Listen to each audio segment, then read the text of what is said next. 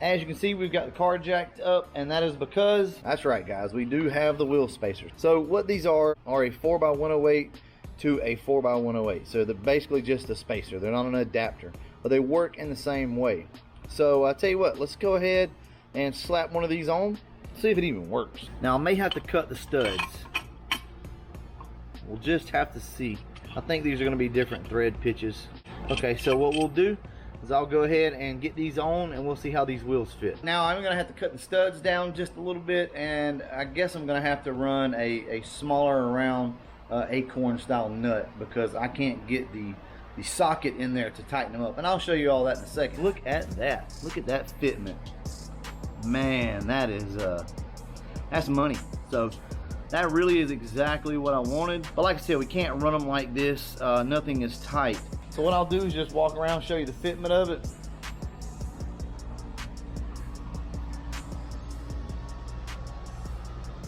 So now that you've seen that, what I'm going to do is go ahead and take this off and see if we can't kind of make this more permanent. So I'm still undecided if I'm going to run these or if I'm going to go ahead and run the wheels off the Retro Fox out there. I don't know just yet. You know, the front really needs a little bit of a spacer on it. I'm thinking the dust cap is going to hit.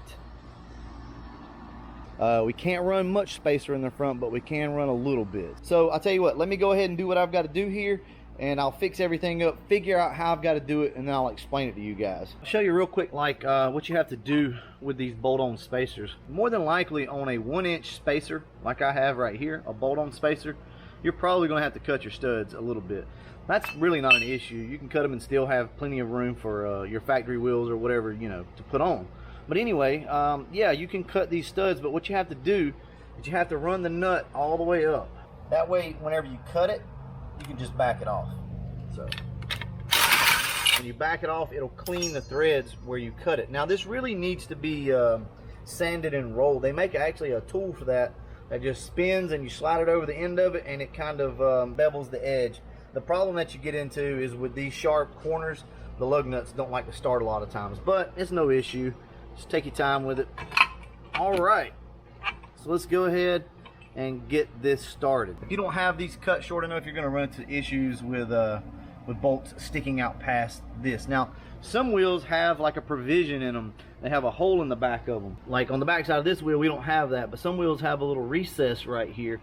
And if you have that, then more than likely you might not even have to cut your studs. So I'm going to go ahead and cut this off and finish up what I've got to do, and I'll get back with you once we get the other side done. Before it gets dark, I thought I'd take you out here and let you see the car. So this is not the reveal.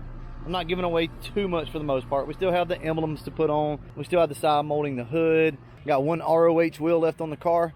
I think tonight, if the humidity will let me, I think myself and Andrew are going to paint this side over here. So we're going to get all this painted up and try to put all of this on. I cannot find the other little clips here, so I've got to look around, see if I can find these things, because I can't put that outer belt molding on really without it, and it stays secure. All right, it is time to go ahead and put the body side moldings on the car. So this is probably one of the most asked things that I've got on Instagram. Are you going to put the body side molding on? When are you going to do it? Well, it's all about money and time, guys. Those things are not cheap, and I didn't have time to really spray them or anything like that. So I'm going to go ahead and show you the side that we did, and then what I'll do is real quick show you guys how we put these side moldings on. I'll get down here close so you guys can see a little better. Now, I've also heard a lot of people talk about the differences between the thickness of the Cervini's kit and the body side molding. Honestly, there's a little bit of a difference, but I'm not concerned about it. I mean, you're talking a few millimeters. It's not bad. I'm good with that because I'm a Fox body guy, and I know none of this crap ever fits right anyway, so I'm used to it. I'm going to set the camera up on the ground down here and just kind of talk you through it, because it's going to take mine and Andrew's hands both to get this done. So I'm just going to set the camera down and we'll just go through this. Okay, so what I'll be using is just some prep sol.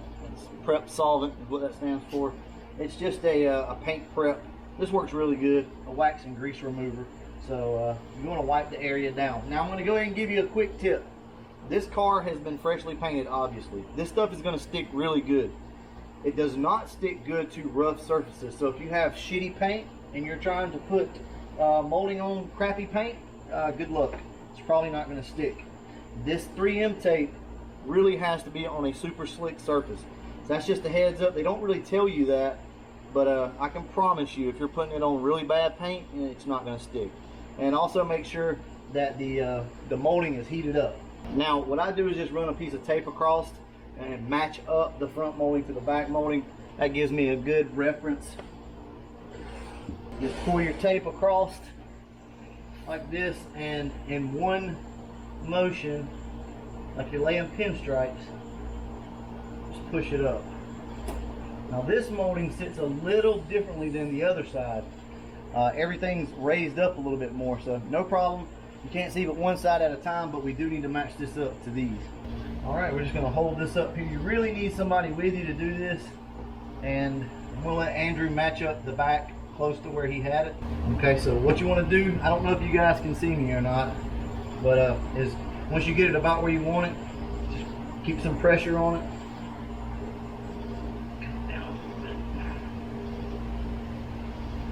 Like that, reach behind and pull your backing off, top and bottom on these, and go ahead and just get the front started where you want it.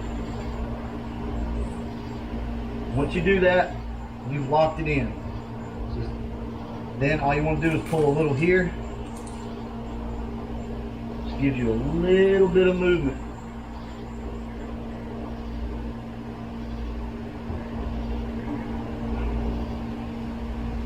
And then just work your way down. Andrew's going to finish it up down there. It's pretty simple. It's not really going to move on you a lot. Once you pull that tape off, you can go ahead and just kind of, you can squeeze it up and down a little bit, kind of push it, but not much. It's pretty much locked in once you do that. So this is it, guys, right there. Andrew's going to lock that last piece in. Now, something else I want to talk about, because this is just the weirdest thing, but Calypso, when it is dirty, when it gets dirty, it looks like it's faded in spots. It's very, very hard to explain. Calypso is one of those weird ass colors, but if it gets dust on it, this looks faded. It's hard to explain. Anyway, so if the car looks like all splotchy and different colors and stuff, it's dust. All right, so next up, me and Andrew are going to get over here and lower the front end of this car because it is too high. And then I'm probably going to put some isolators on the back, but I'm not doing that tonight.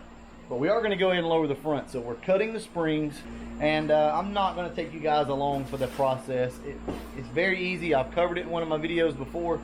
So it's too hot. Guys, we just got to get out here and grind. I'll tell you what, I'll just set up a time lapse for you, and we'll go ahead and get this thing lowered. Shouldn't take but just a few minutes. I'm too long-sighted for this short-term shit.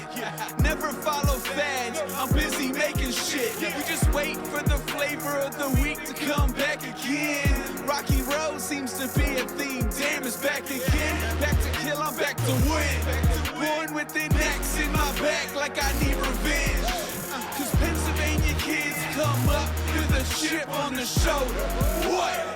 Nobody taught you? And everywhere I go, I'm retracing my steps. Judging every right where I should have went. We got it done. It's dark outside, and that's a good thing because I don't want to really spoil the whole look of the car. Woo, she is low. Enough of this. Let me take you over here and let you look at it. She's level. So as you can see, we do have the side moldings on. I think you guys can see that. Got the side moldings on, and she's looking good. She's looking like a complete car, minus the hood right now from the outside, and the center caps, obviously. But you know, it needs to be picked up about maybe about a 1/4 inch in the front, and I think that's going to do it. We may leave the back where it is because that looks pretty good. Anyway, guys, let me take you in here real quick, show you what is next on the agenda. Now, I'm not going to do a video on this. We're just going to kind of start putting these things in. I'll show you what it looks like afterwards. So here we go in this box. That's right, headlights. But not just any headlight, smoked headlights. Everybody's sold out of the clear ones. So you know what? I figure we go ahead and try to smoke. I think it's going to look pretty good. We've got a new set of fog lights also. So what I'll do is tint those to match. And I will cover with you guys how to tint headlights and taillights. I used to run a business doing that. So I'll show you how I go about tinting my headlights, taillights, fog lights, stuff like that. So we're gonna go ahead and pop these things in, and let's see what they look like. I hate to do it to you again, guys, but we're going to have to go ahead and wrap this video up. I don't want to give the look of the car away. We did do a lot more work to the car that night. We did the headlights and a few other things. Also, the next day, a lot of work went into the car. So after the reveal, I'll go ahead, show you guys what all it was that I had to do extra that you didn't get to see in this video. That video should be out Thursday or Friday. And as always, thanks for watching.